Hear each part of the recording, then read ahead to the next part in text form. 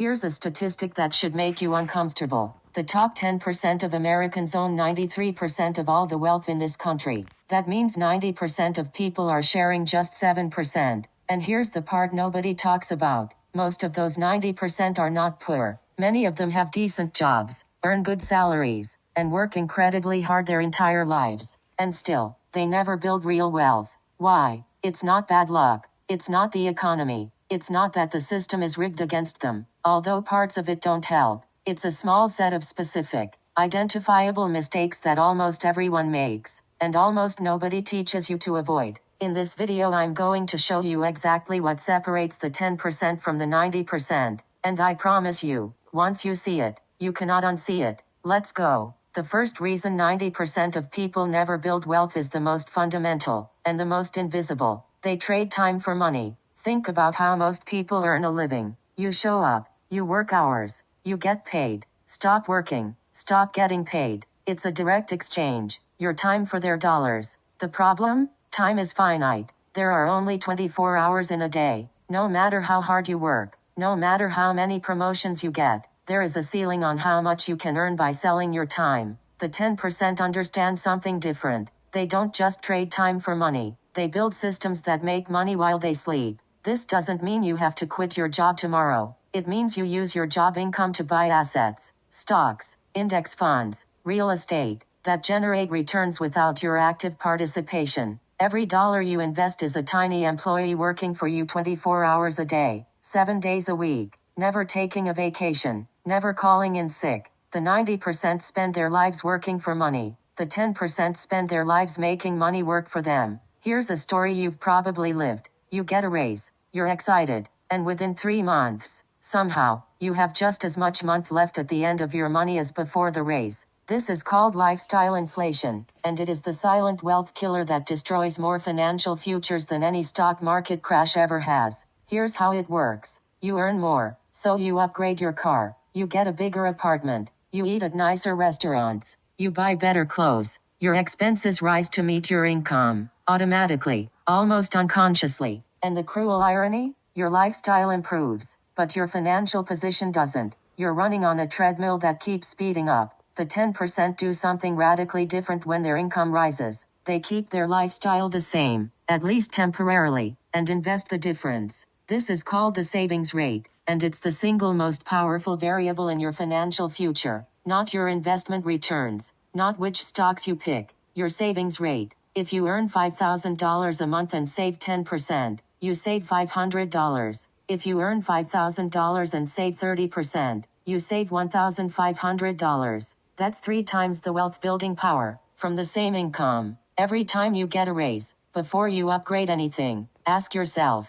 what percentage of this goes directly to investments? The third mistake is one that feels responsible but is actually financially devastating. Avoiding the stock market out of fear. Most people in the 90% have a complicated relationship with investing. They've seen the news. Markets crash. People lose money. It feels like gambling. So they keep their savings in a bank account. Safe. Secure. Earning 0.5% interest per year. Meanwhile, inflation runs at 3 to 4% per year, which means every year their safe money is actually losing 2 to 3% of its purchasing power. They're going backwards while standing still. The 10% understand that the real risk isn't being in the market. The real risk is staying out of it. Yes, markets crash. The S&P 500 has dropped 30%, 40%, even 50% multiple times in history, but it has recovered every single time, and always gone on to reach new highs. Someone who invested $10,000 in the S&P 500 in 2009, right after the worst financial crisis in a generation, had over $60,000 by 2019,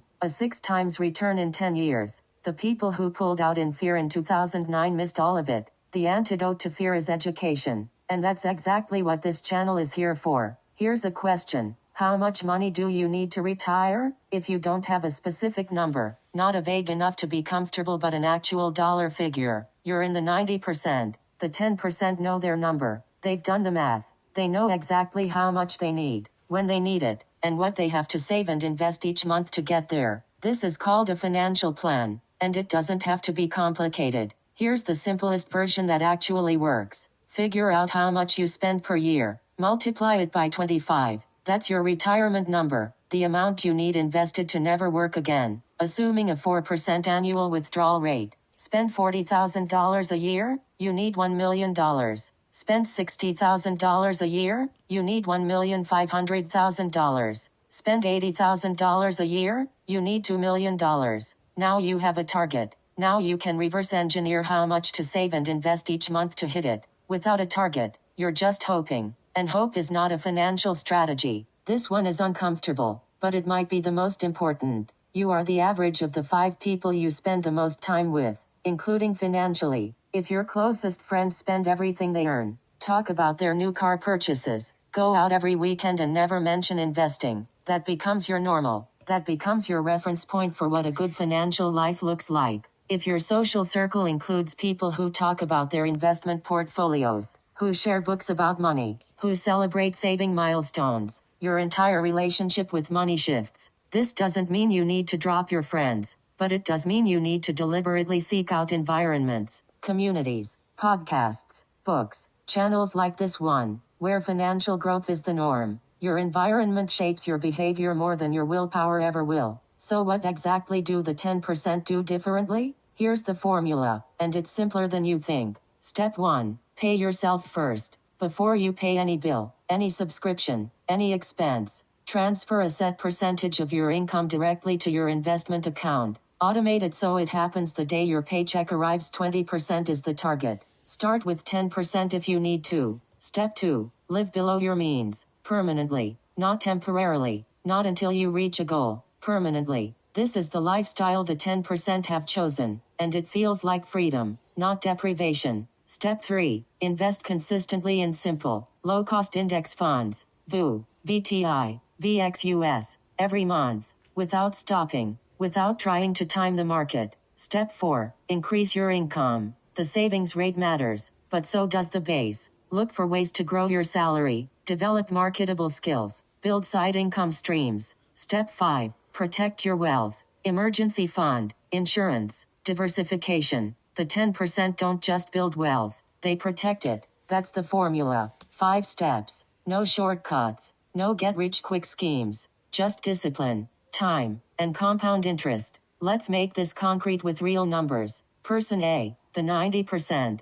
earns $60,000 a year, saves 5%, invests nothing. Lifestyle inflates with every raise. At 65, $47,000 in savings, dependent on Social Security. Person B, the 10%, earns the same $60,000, saves 20%, invests in index funds, resists lifestyle inflation. At 65, over $1,800,000, financially independent, same income, completely different outcomes. The only difference is behavior. And here's the most powerful part. You don't have to be perfect. You don't have to save 20% from day one. You don't have to time everything right. You just have to start. Start with 5%. Increase it by 1% every 6 months. In 5 years you're at 15%. In 10 years you're at 20%. Small, consistent actions compounded over decades produce extraordinary results. Let me leave you with this. The difference between the 10% and the 90% is not intelligence.